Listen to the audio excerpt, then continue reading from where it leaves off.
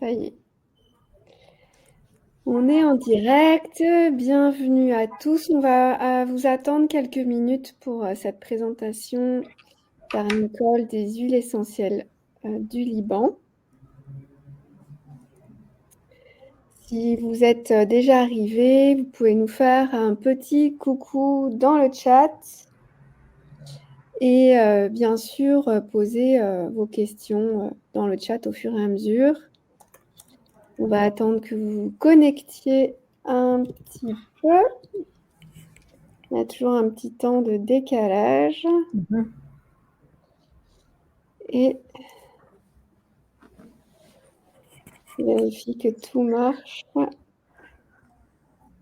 en même temps.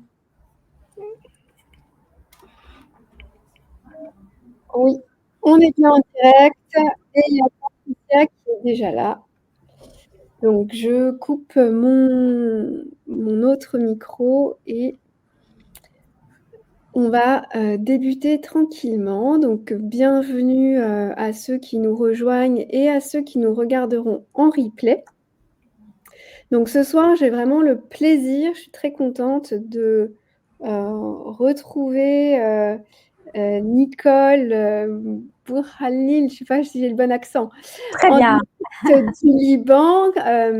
Avec Nicole, on s'est croisés à plusieurs reprises sur des congrès, que ce soit à FIT à Rome, que ce soit à Édimbourg. Donc, c'est toujours un grand plaisir. Et donc, ce soir, on avait envie de vous partager ces trésors que Nicole va nous faire découvrir, que sont les huiles essentielles du Liban. Il y en aura 5. Si vous ne me connaissez pas, donc moi je suis Anne-Laure Jaffrelot, j'ai un site qui s'appelle Vocation Aroma, je fais des formations dans le milieu hospitalier, mais aussi en olfactologie, en psycho-émotionnel. J'ai écrit plusieurs livres sur le sujet, donc vous pourrez aller voir le site si vous voulez, vocation-aroma.com. Et Nicole est pharmacienne et formée à l'aromathérapie clinique. Et elle a plusieurs casquettes. Elle est directrice pour le Liban de l'Association des aromathérapeutes holistiques nationale, qui est donc une association américaine qui s'appelle la NAHA, National Association of Holistic Aromatherapists.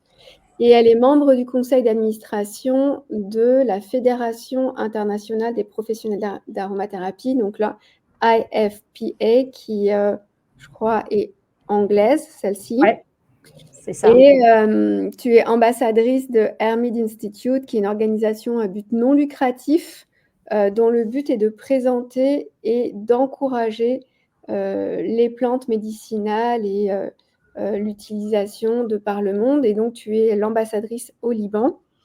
Et tu fais les consultations en aromathérapie clinique et tu as aussi une pharmacie au Liban.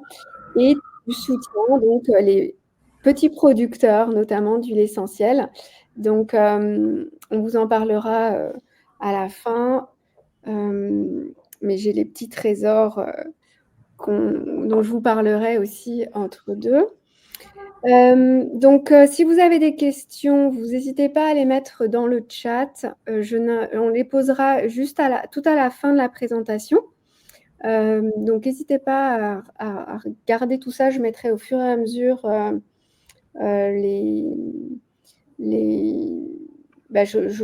j'en parlerai à la fin, en fait. Je les noterai au fur et à mesure.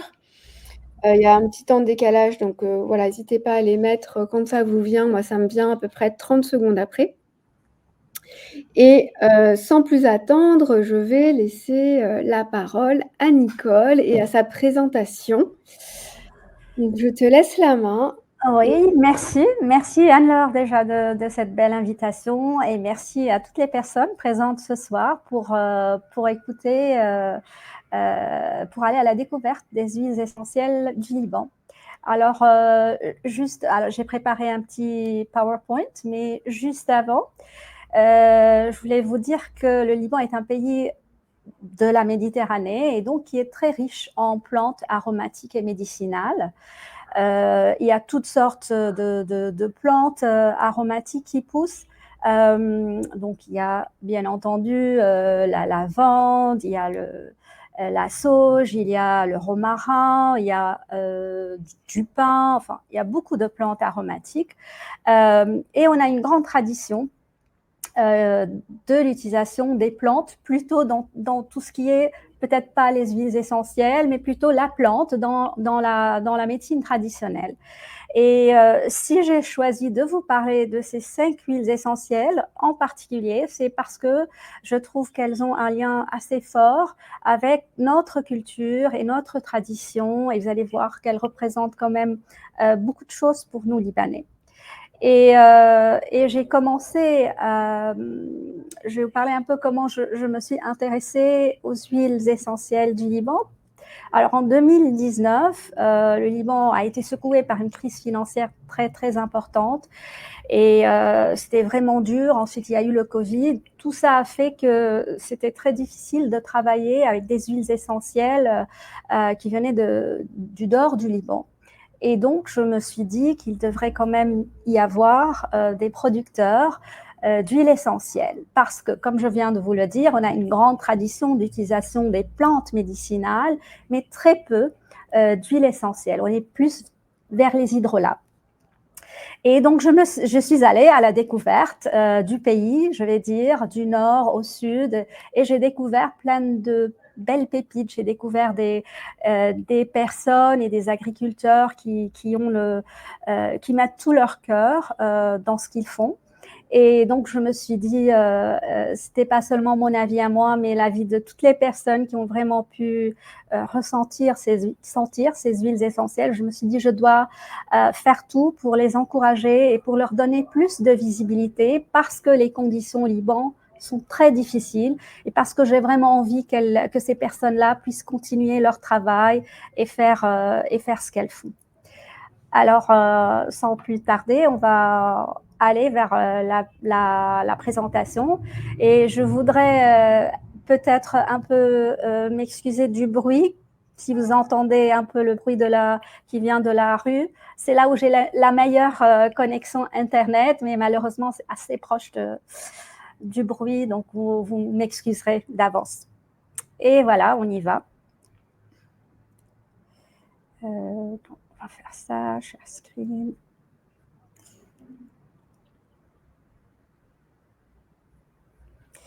Et est-ce que vous voyez, c'est bon?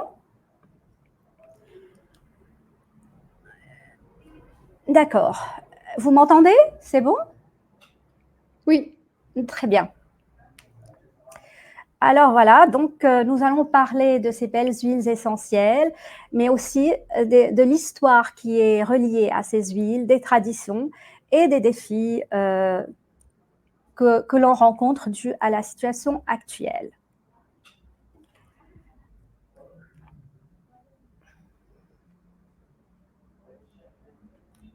Alors, juste une petite présentation de quoi je vais parler pour que vous puissiez comprendre un peu ces huiles essentielles et leur relation avec cette terre du Liban. Je vais parler un peu de la géographie, de la biodiversité et des microclimats qui sont particuliers au Liban. Et puis, nous allons donc parler du cèdre du Liban, de la rose, du néroli, du myrte et du laurier. Pas seulement les huiles essentielles, mais les hydrolats et les plantes et toutes les traditions qui sont reliées à ces huiles-là.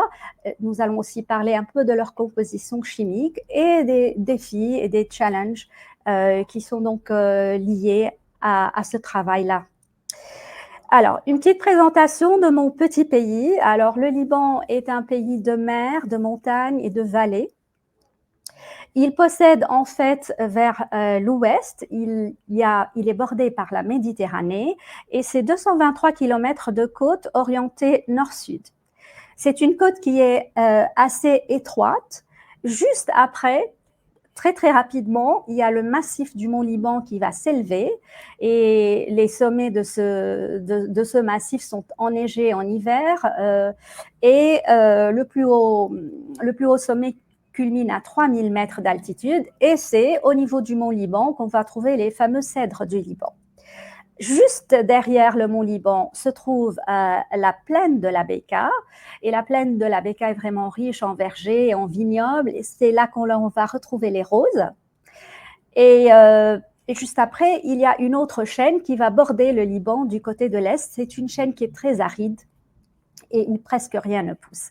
Alors pourquoi je vous parle de ça? C'est pour vous dire que tous ces accidents géographiques de la proximité de la mer et de la montagne et des vallées et d'une plaine ont donné naissance à un environnement climatique riche, diversifié et quand même assez particulier à cette région-là du monde. Et donc, cette diversité climatique et écologique est unique dans la région, justement, et l'ensemble du pays est reconnu comme un centre de diversité végétale.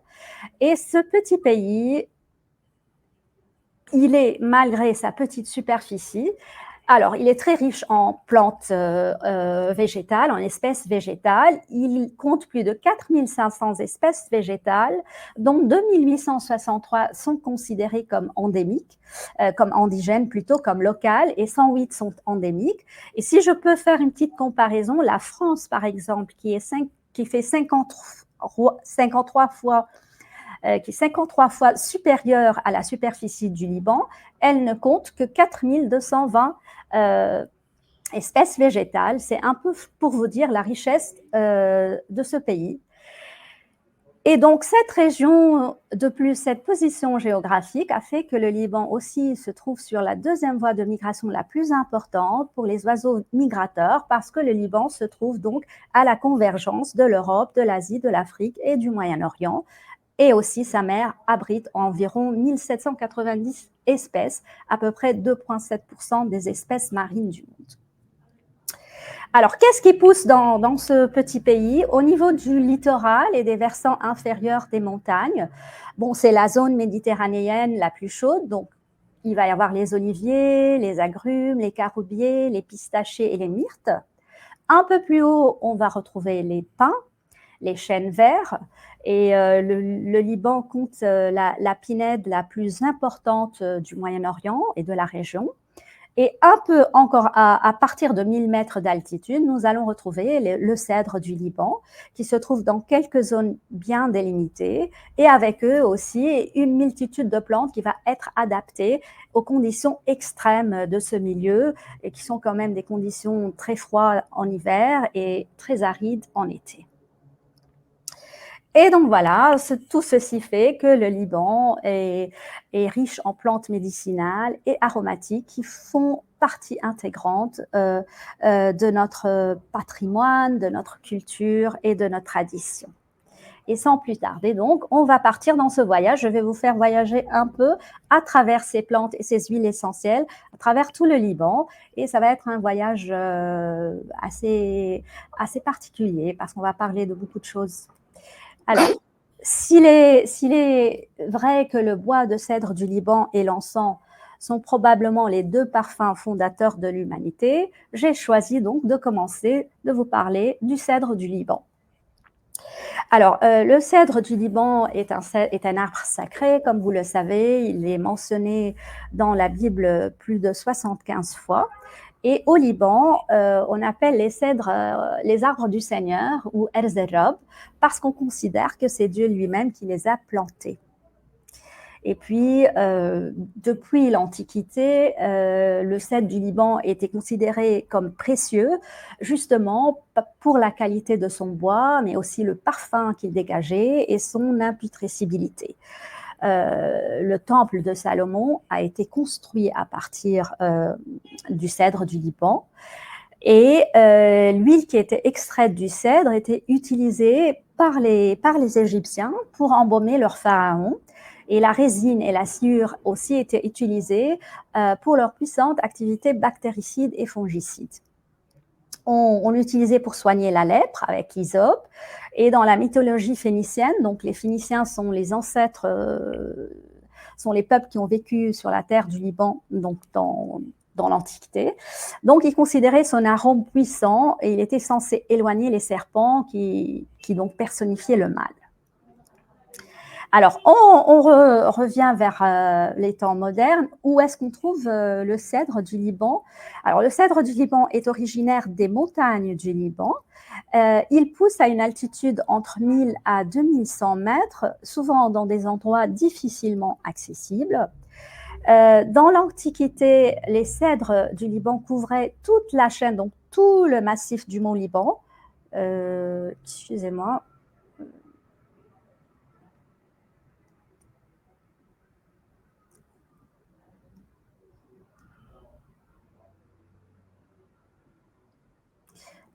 Je et un petit accro, on va revenir. Ouais, pas de souci. Juste, Les forêts ont l'air juste magnifiques. elles sont magnifiques. Ouais. Alors, voilà.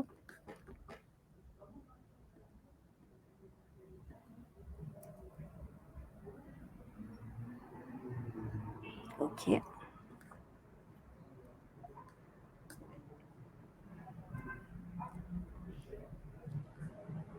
Alors, je vais reprendre.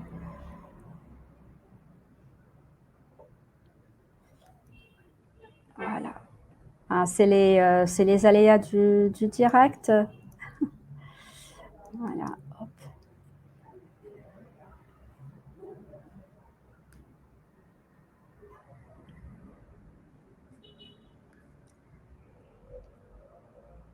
Ok, on continue.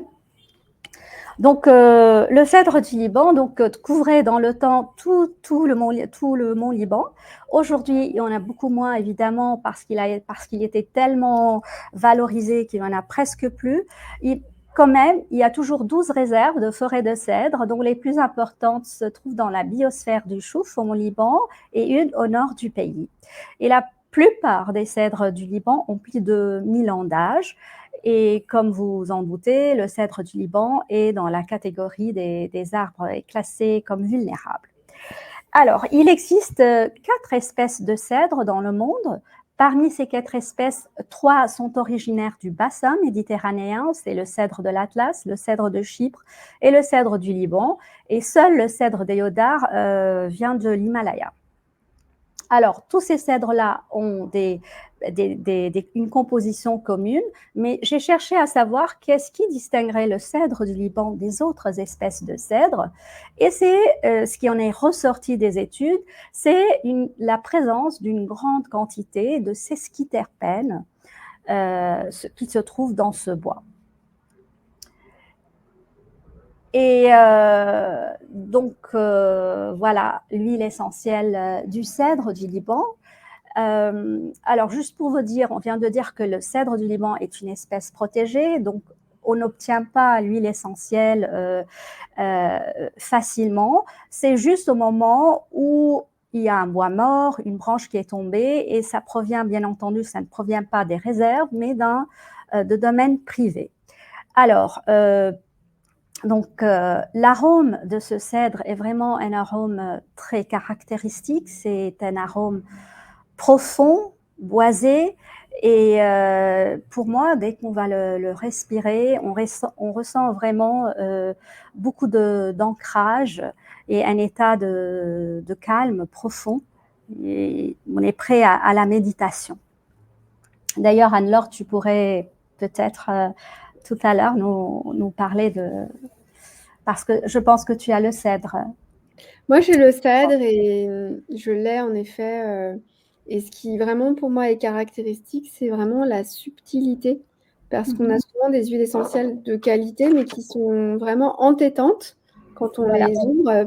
Et là, celle-là, pas du tout. On a vraiment toutes les notes et ce côté, et un côté très subtil avec toutes les qualités, comme tu disais, d'ancrage, d'alignement, de sécurité, de protection. Oui, c'est vrai, c'est une très belle huile et qui est très subtile. D'ailleurs, qui est très précieuse aussi. Et d'ailleurs, la distillation va prendre 24 heures. D'accord, oui. Voilà. Et c'est une distillation à la vapeur d'eau vraiment du cœur du bois. Et donc, je voulais vous montrer l'analyse chromatographique du cèdre du Liban, de l'huile essentielle. Mais je voulais vous dire qu'au Liban, il n'est pas très facile d'obtenir des analyses chromatographiques. D'abord parce qu'il y a un ou deux labos qui le font, mais parce que c'est aussi extrêmement cher. Et pour les petits producteurs, c'est quand même très contraignant et c'est vraiment hors de prix pour eux. Et si on a pu faire, si on a pu obtenir l'analyse chromatographique de cette huile-là et de toutes les huiles dont je vous ai en parlé, c'est grâce à l'aide d'un ami à moi qui est aromathérapeute, de Jonathan Benavides, qui avait senti les huiles et qui m'avait dit, voilà, ces huiles sont très belles, je vais t'aider à voir la composition. Et donc, on a pu faire ces analyses à l'université de Lisbonne à un prix vraiment très abordable. Et donc, c'est voilà. Alors, qu'est-ce qu'on a obtenu dans l'analyse du cèdre du Liban? Ben, comme on disait, sans surprise, il y a des sesquiterpènes à vraiment une quantité élevée. Et les sesquiterpènes ont évidemment beaucoup de propriétés en aromathérapie. C'est surtout les propriétés anti-inflammatoires, relaxantes, calmantes, mais aussi les études ont montré que donc, le cèdre du Liban avait des propriétés, c'est des études in vitro quand même, avait des propriétés aussi antibactériennes et antimicrobiennes assez fortes. Et maintenant, on va passer au néroli. Le néroli, donc, qui va provenir des fleurs d'oranger. Fleurs d'oranger, ou en libanais, on l'appelle ça zahr el-laymoun. Zahr, ça veut dire fleur, et laymoun, c'est comme limon. Bon, donc c'est les orangers. Alors, les nérolis, la provenance du néroli, surtout, c'est dans le sud du Liban. Et d'un village qui est très connu, on l'appelle le village du Néroli, de Zahr el-Laymoun. Donc c'est un village qui se trouve sur une colline, surplombant la ville de Sidon au sud du Liban. Et ce village a une belle histoire parce qu'on dit que c'est dans ce village-là, dans une grotte, que la Vierge Marie a attendu son fils Jésus-Christ lorsqu'il a été prêché à Tyr et à Sidon. Et donc, ces deux villes, à l'époque, étaient considérées comme païennes et les femmes juives n'avaient pas l'autorisation de se mêler à des personnes païennes. Donc, ce qui fait que Marie a donc attendu Jésus dans une grotte de Mardouché. Et l'endroit existe toujours et porte le nom de Sayyidat el-Mnaitra, où ça veut dire la dame qui attend. Et donc, dans Mardouché, c'est vraiment un plaisir de visiter ce petit village au printemps, en mars. Et j'y étais il n'y a pas très longtemps parce que justement, je voulais voir la cueillette et la distillation du néroli. Et aussi parce que je vais parler de l'hydrolat d'oranger au congrès de Botanica en mai, si les personnes qui sont présentes, si vous êtes intéressés, vous pouvez aussi consulter le site du congrès. Et donc, au printemps, donc les orangers amers fleurissent dans chaque coin, dans chaque rue, dans chaque jardin de ce village.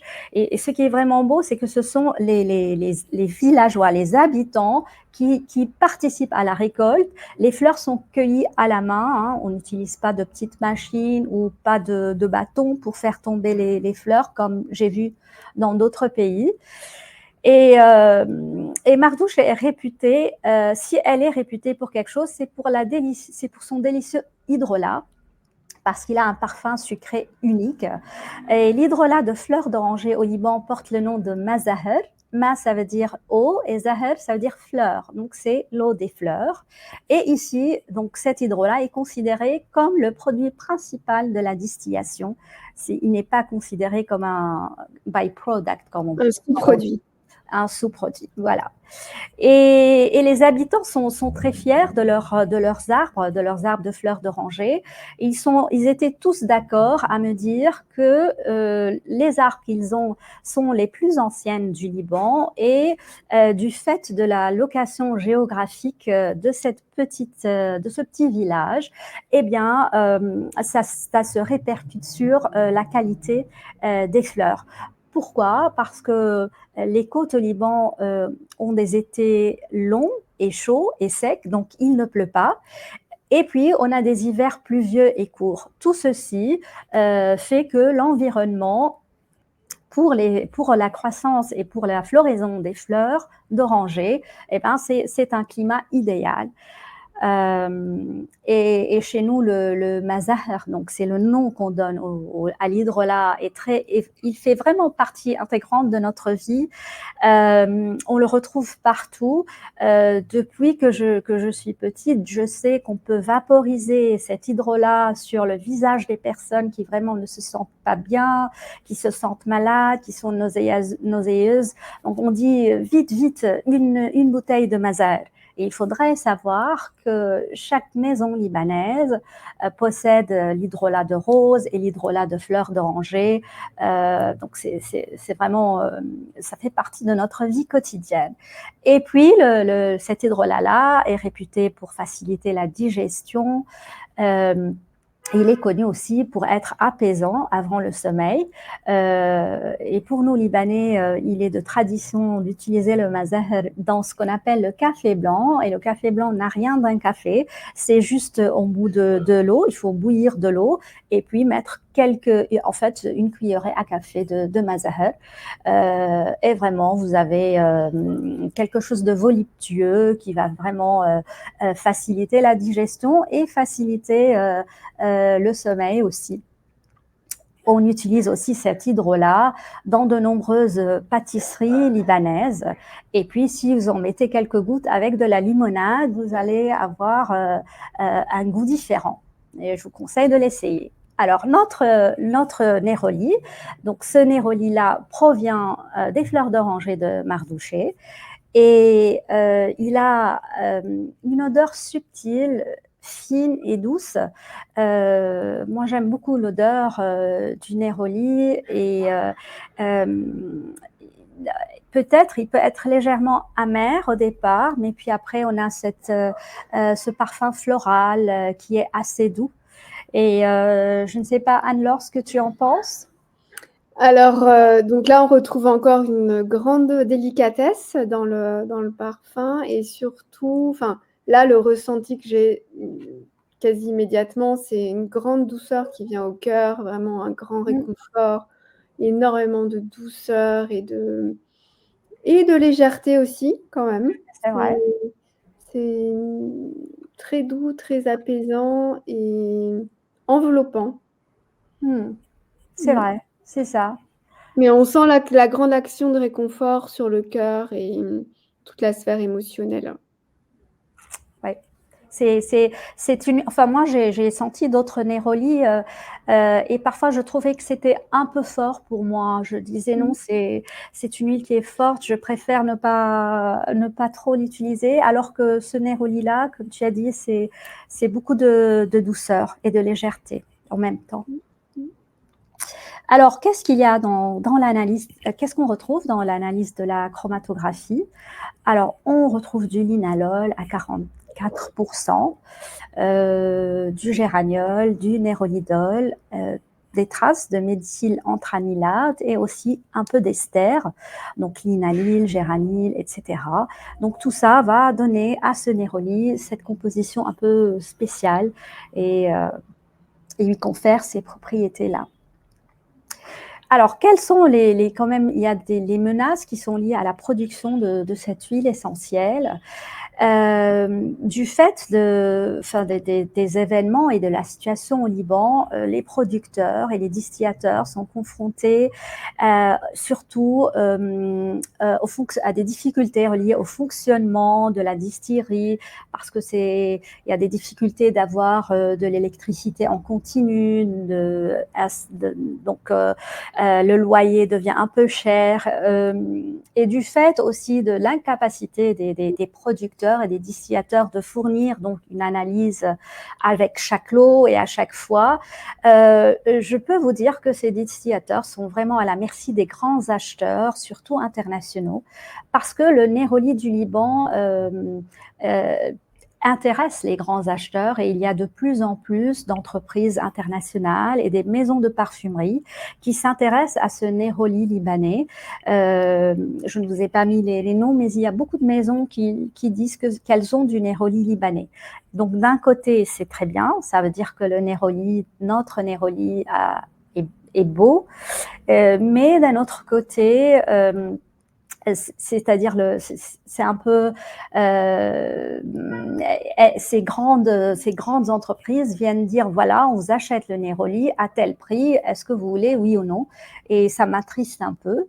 Et aussi, n'est-ce pas, avec toutes ces grandes compagnies qui viennent, on se demande s'il y a du danger pour la durabilité, pour la sustainability du Néroli. Et c'est pour cela aussi que je voudrais encourager les petits initiateurs à être indépendants et à pouvoir continuer à produire leur Néroli. Et maintenant, bien sûr, on va aller vers la rose de Damas, ou Erjouri, comme on l'appelle en libanais. Et cette rose de Damas, comme je vous ai dit, se trouve dans la plaine de la Bekaa, qui est vraiment une très très belle plaine et qui jouit d'une location un peu spéciale. Déjà, elle se trouve à 1000 mètres d'altitude au niveau de la mer et elle est entourée de 2 massifs montagneux, donc le mont Liban, celui qui était tourné plus vers la Méditerranée, et l'Anti-Liban, qui était plus tourné vers la Syrie et vers les régions désertiques de la Syrie. Et cette situation-là de la vallée de la Bekaa lui permet de se protéger à la fois de l'humidité maritime et du vent désertique.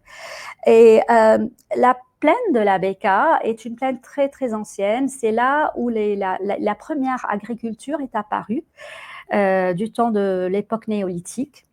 Et sous l'Empire romain, c'était la vallée principale pour fournir le blé à tout l'Empire romain. On dit que certains graminées et légumineuses qui étaient parmi les premières plantes à être domestiquées, on en retrouve quelques-unes encore à l'état sauvage dans la plaine de la Bekaa. Mais la Bekaa, c'est aussi l'endroit où poussent les vignobles historiques. Donc, c'est en fait les vignobles les plus anciens et les domaines les plus anciens au Liban, pas seulement au Liban, mais dans toute la région. En fait, il faudrait dire que la vinification, c'est là qu'a commencé, il y a plus de 6000 ans, la fabrication du vin. Et on dit que les Phéniciens, nos ancêtres, donc, ont été parmi les premières civilisations à fermenter le jus de raisin pour produire du vin. La vallée de la Bekaa bénéficie d'un ensoleillement important et d'un sol spécifique. Et elle est en même temps, il y a des eaux souterraines sous cette plaine et des vents qui viennent du nord. Tout ça fait qu'il y a un climat exceptionnel et un endroit privilégié pour la culture de la vigne, mais pas seulement pour la culture de la vigne, mais aussi, comme vous pouvez voir au premier plan de la photo de droite, c'est aussi pour la culture des roses. Et donc, les roses de Damas vont pousser plus dans la plaine orientale de la Bekaa. Donc, la cueillette et la distillation des roses au Liban se transmet depuis des générations, depuis très longtemps. Et ce sont surtout les femmes qui s'occupent de ça. Elles se réveillent tôt le matin pour cueillir et pour distiller. Et la production d'hydrolat de rose, encore une fois, fait partie du patrimoine libanais. Et donc, il y a surtout 2 villages qui sont très connus dans la plaine orientale de la Bekaa pour la production de roses. Et ces 2 villages, donc, si vous entrez dans chaque maison, vous allez trouver un alambic. C'est les alambics un peu à l'ancienne, mais donc la distillation fait partie un peu de leur... elle coule dans leurs veines, dans leurs artères. Alors, l'hydrolat de rose, encore une fois, a une place importante dans notre médecine populaire et dans nos croyances. Au Liban, la récolte donc de la rose de Damas est surtout utilisée pour produire l'eau de rose, et l'eau de rose est très aimée. Elle est bien entendu utilisée pour beaucoup de choses, mais aussi au Liban, donc la médecine populaire l'utilise pour ses propriétés antimicrobiennes, surtout par voie externe. Donc, on l'utilise beaucoup pour tout ce qui est conjonctivite ou irritation au niveau des yeux. Je le sais parce qu'il y a beaucoup de personnes qui viennent dans ma pharmacie et qui me disent que voilà, on avait un peu de soucis au niveau des yeux, on a mis de l'hydrolat de rose et c'est vite parti. Alors, je peux vous dire que quand j'ai ouvert ma pharmacie, au tout début, je venais d'être diplômée de la faculté de pharmacie, je me disais, oh là là, qu'est-ce qu'ils utilisent pour les yeux? Et parce que, bon, quand on fait nos études de pharmacie, on ne nous avait pas parlé de ça. Et puis, des années plus tard, je comprends pourquoi c'est tellement populaire et parce que aussi les études scientifiques ont montré quand même les effets des hydrolats et des huiles essentielles. Et donc toujours dans notre tradition, on l'utilise aussi en usage externe en cas d'irritation de la peau, en cas de dermatite et de coups de soleil, parce qu'elle est réputée apaiser et rajeunir la peau. Et comme je vous disais, l'eau de rose, en faisant mes recherches, j'ai découvert aussi que l'eau de rose était très utilisée dans les cérémonies religieuses et qu'elle est même aspergée à l'intérieur des mosquées.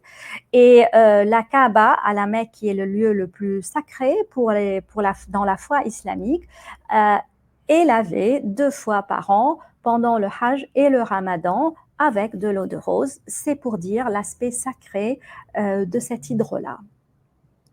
Et l'hydrolat de rose, alors avec chaque kilo de fleurs, on va produire 1 demi-litre d'eau de rose.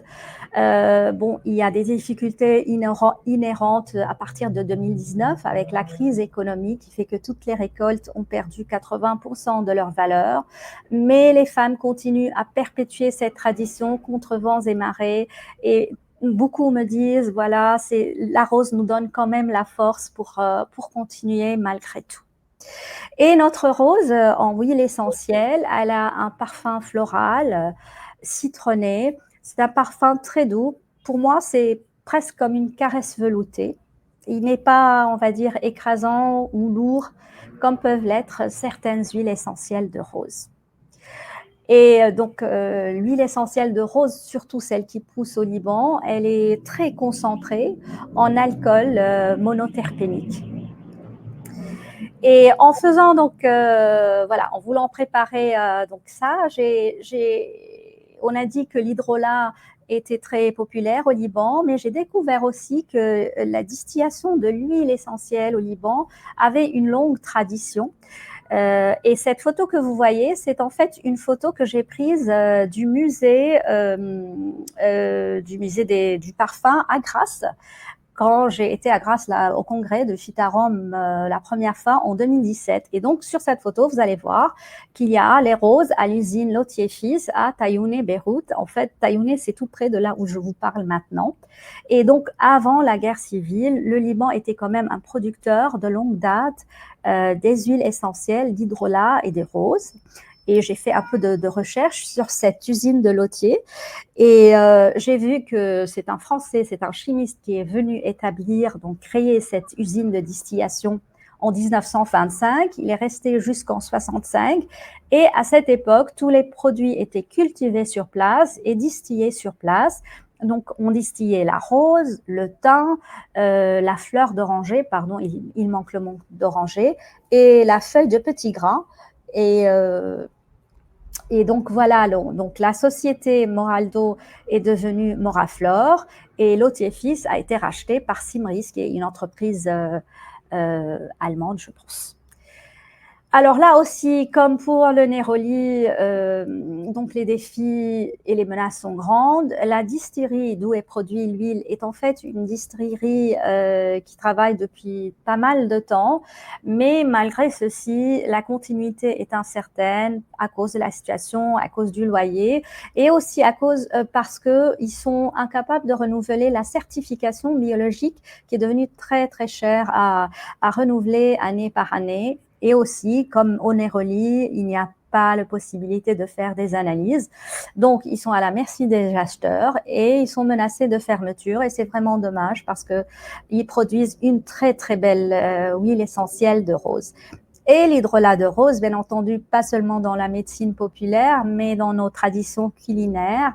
On fait un délicieux sirop à la rose avec cet hydrolat. On fait des gelées de rose et de confiture et cet hydrolat rentre dans la composition de nos baklava, loukoum, knéfé et la glace à la rose est vraiment délicieuse. Si vous venez visiter un jour le Liban, je vous conseille d'en goûter. Et maintenant, on va aller vers une plante que moi j'aime beaucoup, qui est le myrte verte. Pour moi, le myrte verte est une plante qui est à la fois très généreuse, mais très humble, parce qu'on a souvent tendance à l'oublier, alors qu'elle a beaucoup, vraiment beaucoup à donner. Et le myrte, dans le temps, c'était une plante sacrée qui était dédiée à la déesse de l'amour, Aphrodite ou Vénus. Il était symbole de beauté et de jeunesse. D'ailleurs, le myrte est toujours associé à cette idée de mariage, puisque dans les bouquets de mariés, on trouve beaucoup de rameaux de myrte. Et il était aussi le myrte, j'aime aussi la symbolique du myrte parce que non seulement il est lié à cette idée de jeunesse et de beauté, mais aussi à cette idée d'immortalité parce que dans le temps, on pensait que aussi il était un symbole d'immortalité. On le trouvait dans les temples, les sanctuaires et aujourd'hui encore, il décore certaines tombes et cimetières. Alors, au Liban, on l'appelle Rihan ou les Hamlas Badé. Il pousse dans les villes, donc au niveau de la côte du mont Liban.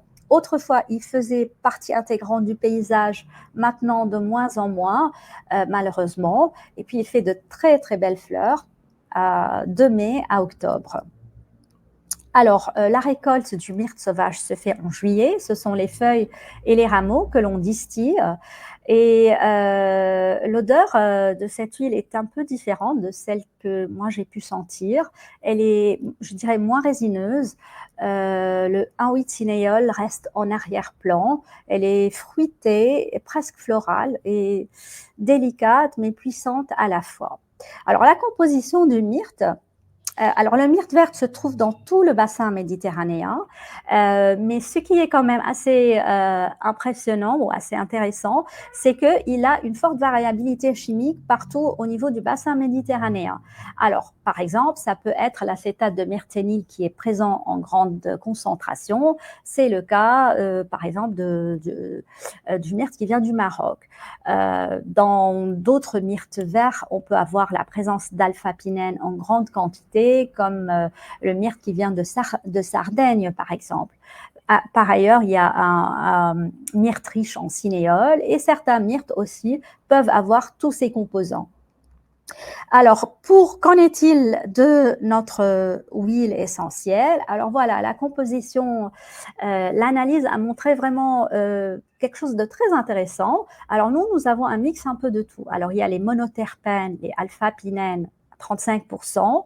Il y a du 1,8 cinéole à 32% quand même, toujours du limonène, donc des monoterpènes à 10%, et puis un peu de monoterpénol avec de l'ilanol, l'alpha-terpinéol et un peu d'acétate. Donc, on a un peu toutes les familles chimiques presque qui sont là. et qui fait donc on a une huile essentielle qui est assez équilibrée. On a toujours tendance à parler des propriétés des myrtes, de l'huile essentielle du myrte de pensée, surtout pour la sphère respiratoire. Mais je voudrais dire aussi qu'on oublie souvent que le myrte peut être très très intéressant au niveau de la sphère psycho-émotionnelle. Elle est réputée pour un peu aider à l'endormissement, à rétablir un certain équilibre nerveux. Enfin, moi, j'aime beaucoup cette huile. Je ne sais pas, Anne-Laure, si tu as un retour. Je sais que peut-être tu n'as pas l'huile essentielle de myrte du Liban, mais qu'est-ce que tu en penses des effets au niveau de la sphère psycho-émotionnelle du myrte? Le myrte, oui, en effet, j'ai pas ton huile.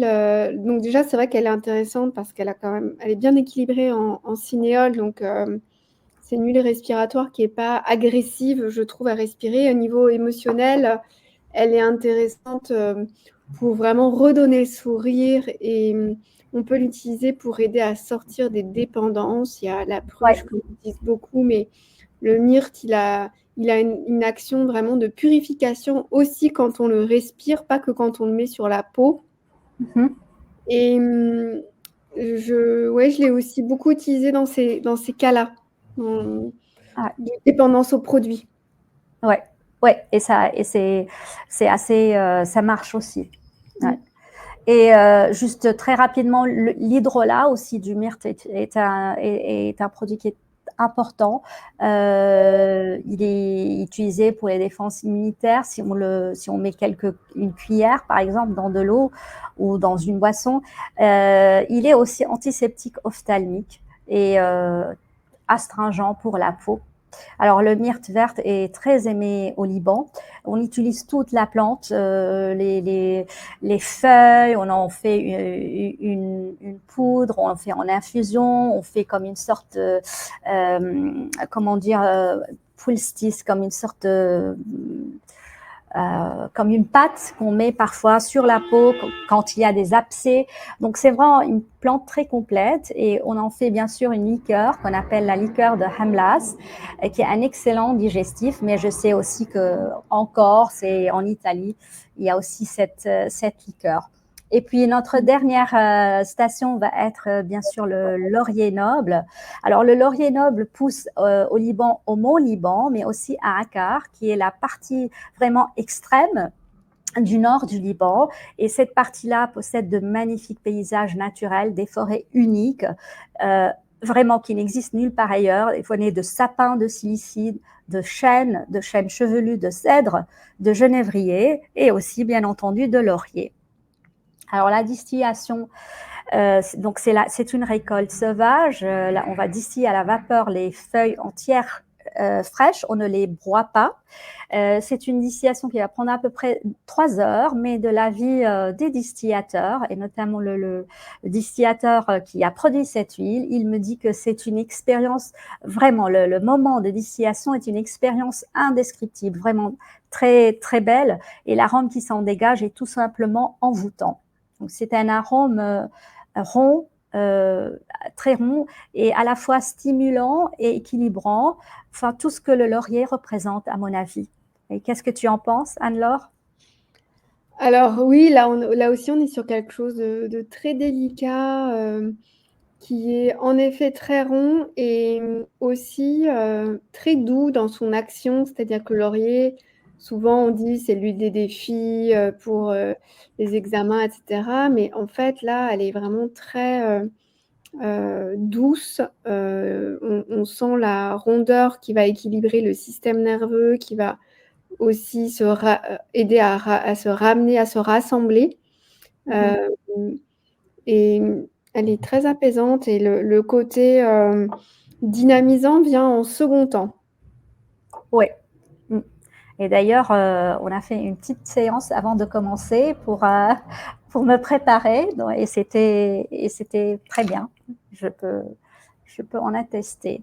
Alors, en parlant de l'huile essentielle du laurier noble du Liban, je ne pouvais pas ne pas vous parler de cette étude qui a été faite bien avant le Covid, mais qui a été mise à jour au moment du Covid, parce qu'elle a démontré que parmi les 7 huiles essentielles qui ont été étudiées donc dans cette publication, eh bien, l'huile essentielle du laurier noble, mais c'était les baies qui ont été étudiées, pas les feuilles, mais quand même on a trouvé une activité intéressante contre le SARS-CoV. Et donc, cette huile était caractérisée par la présence de bêta-ocimène, de 1,8-cinéole, d'alpha-pinène et de bêta-pinène. Et dans notre huile essentielle de laurier, des feuilles, je répète. Donc, voici la composition qu'on a retrouvée, du 1,8-cinéole à 60% et des monoterpènes, sabinène, limonène, un peu de monoterpénol et puis de bêta-pinène et de l'alpha-pinène. Et je ne pouvais pas vous parler du laurier noble du Liban sans vous parler de l'huile, donc c'est pas l'huile essentielle, mais de l'huile de laurier qui est très utilisée et très populaire, en particulier pour produire les fameux savons qu'on appelle les savons d'Alep, mais qu'on en produit beaucoup au Liban en mixant l'huile d'olive et l'huile de baie de laurier.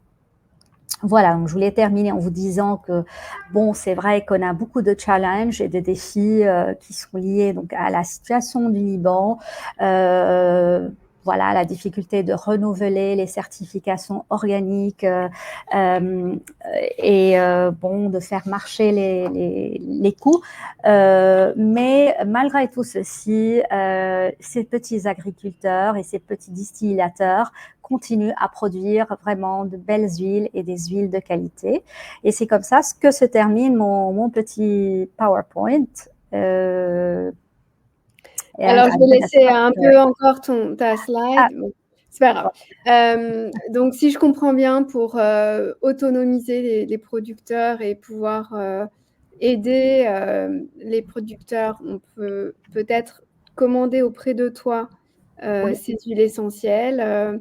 Nicole se propose de faire le lien et de vous les envoyer. Je vous laisserai ses coordonnées dans les commentaires. Vous pouvez aussi la contacter via son profil LinkedIn directement. En tout cas, un grand merci pour ce voyage à la fois olfactif et vraiment, les paysages sont époustouflants. Ça donne vraiment envie d'aller visiter le Liban.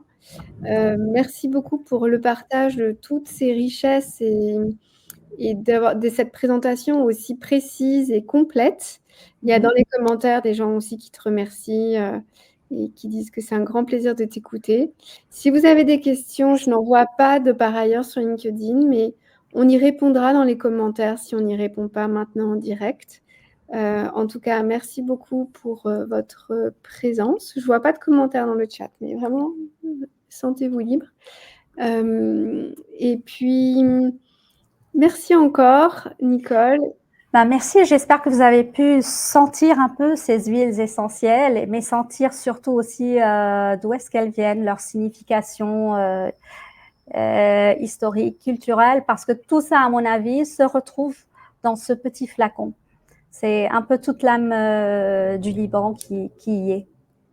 Et c'est une très belle âme, ce sont des très belles huiles essentielles, vraiment, je vous invite à les découvrir, c'est que du bonheur et elles sont précieuses, délicates et on peut vraiment sentir toute la beauté de ces plantes et de ce pays.